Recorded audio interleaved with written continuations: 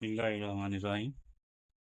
आज हम करेंगे क्लास 7 मैथ एक्सरसाइज 1.3 सवाल नंबर 9 एडिटिव इनवर्स फाइंड करना।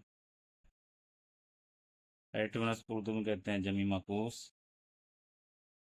जमी माकूस का मतलब है कि हिस्से की अलामत बदल देना। माकूस का मानी उल्ट, जमी का माना जमा, जमा का उल्ट कर देना।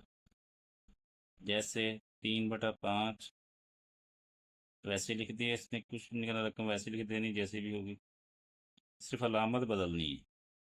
इसके साथ जमा की अलामत है, इसको हम माइनस का कर देंगे। बस इतना सा काम करेंगे तो वो बन जाएगा जमी माकूस। इस तरह जुज़ नंबर 2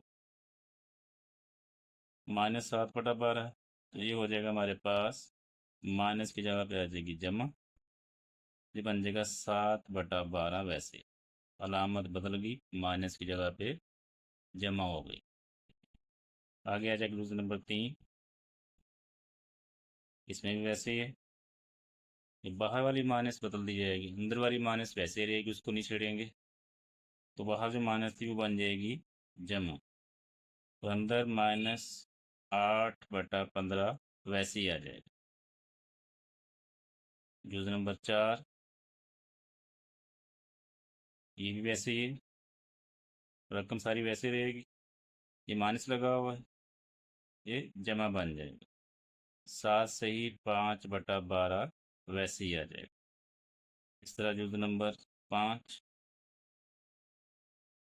-2 से ही 1/3,